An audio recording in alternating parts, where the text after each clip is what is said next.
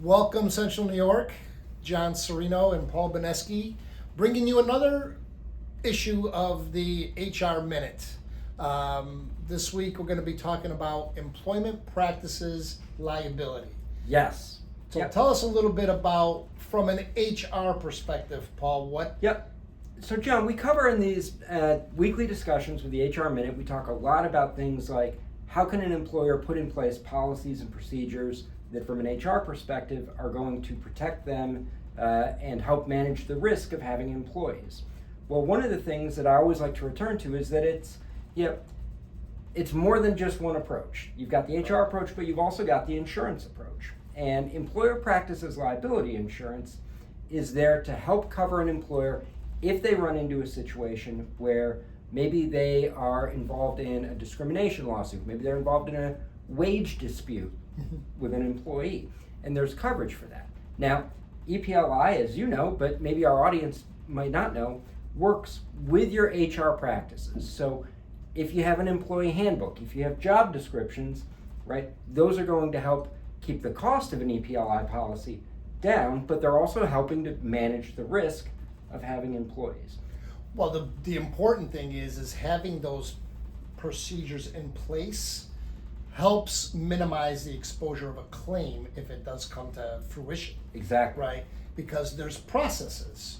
And as long as you follow those processes during a potential claim, you're likely to possibly get out of the claim or limit your exposure. Yep, and so what I find with my clients, John, and one of the reasons I always want to talk about this is you can have the best policy, you can have a well-written policy that's up to date, that is incredibly comprehensive, but that in and of itself is not going to protect you from a lawsuit. Correct. And if an employee or a former employee decides to engage in litigation against you, you still have your defense costs, even if you're fairly confident that you can defend the suit, that you can win, that your practices and policies are all good, you still have to pay those defense costs, and this is where the EPLI coverage really can kick in and matter.